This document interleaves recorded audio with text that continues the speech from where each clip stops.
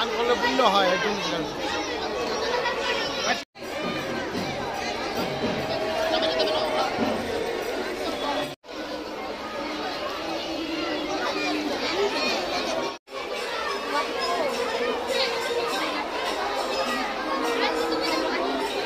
বুদ্ধিশূন্য হইয়া কুরুক্ষেত্রে ও মৃত্যু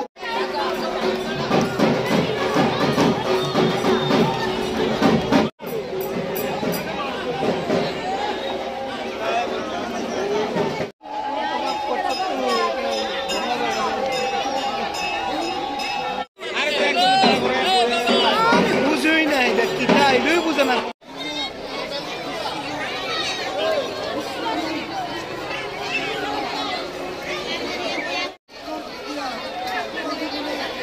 নিজেরা কেমন চিন্তা করে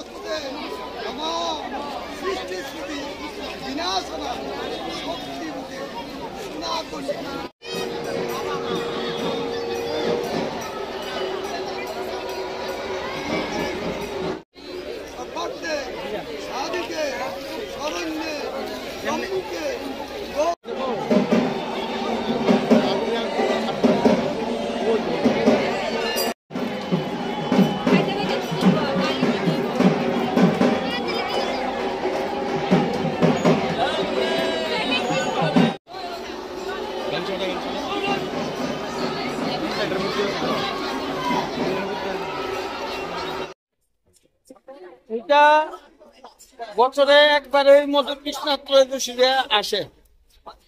এই মধু কৃষ্ণা ত্রয়োদশীতে কত পুণ্যার্থী আসেন এই যে গঙ্গা স্নান করতে। এটা হইলো অনুকূটি গ্রহণ। এই যে গ্রহণ গুলো হয়, এই গ্রহণের সময় এই পাপ হয়, এই পাপটি নাশ করানোর লেগে এই পুণ্য কামনার্থে এই গঙ্গা স্নান করেন। এই বছরে একবার ওই মধু কৃষ্ণা ত্রয়োদশী পাওয়া যায়। এই আসলেই গঙ্গা স্নান হয়। এই স্নানে যেমন সুস্থ মানুষ যারা যারা যারা আছে তারা এই তপনদি করে করে তারা গৃহের মঙ্গলার্থে এই কাজটা করে শান্তির লেগে। এই বিশ্ব ব্রহ্মাণ্ড এই পশু পাখি তারারও মঙ্গলার্থে আমরা আরাধনা করি গঙ্গার কাছে। বাইরে তীর্থস্থান হয়, এই তীর্থস্থান এখানে হয়, এটা পুণ্য হয়। যে অস্থি মাথা এখানে মা বাবার কাজ করানো হয়, এখানে ভক্তরা বসত হয়, সবকিছু হয়, ভক্তবৃত্তি পুরা জমে। এটা দীর্ঘদিন ধরে এভাবে চলে যায়। এটা আপনার অনেকে যেতে পারে না, বাইরে যেতে না, গঙ্গা যেতে পারে না। সেই এখানে যে গঙ্গা হয় সেই গঙ্গা এটাই হয়। এখানে তীর্থস্থান হয়, ঠাকুরের পিণ্ডি দেওয়া হয়, এখানে মাথা মুরুম দেওয়া হয়, এখানে সবকিছু হয়।